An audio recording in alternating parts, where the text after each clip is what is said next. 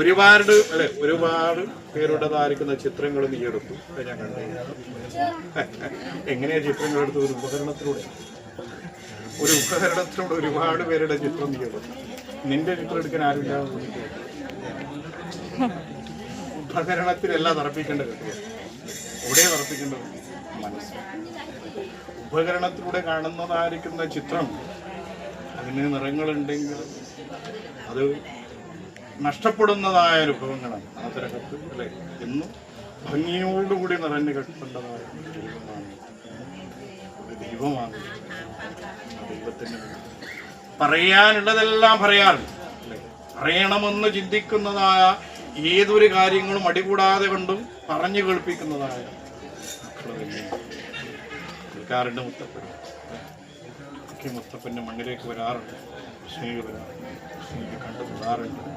കാര്യങ്ങളെല്ലാം പൂർത്തീകരിച്ച സന്തോഷത്തിലും ചിലപ്പോഴൊക്കെ ഒരു യാത്രയായിട്ടും ഒരു തീർത്ഥയാത്രയായിട്ടും ചില സന്ദർഭങ്ങളിൽ പരാതികളും പരിഭവങ്ങളും കേൾപ്പിക്കാറുണ്ട്. അങ്ങനെ ഒരുപാട് മുഹൂർത്തത്തിലൂടെ നടന്നു ബന്ധങ്ങളുണ്ട്. വിളിക്കുന്ന കാലത്ത് ആ വിളി കേൾക്കാൻ ഇങ്ങനെ ഒരു ഈശ്വരൻ അല്ലേ എനക്കുണ്ടല്ലോ എന്നുള്ള ചിന്ത തന്നെയാണ് അവിടെ കരകയറാനുള്ള ഭാഗ്യമായി ഇവിടെ കരകയറാനുള്ള ശക്തിയായിരുന്നു. എല്ലാ കാലത്തും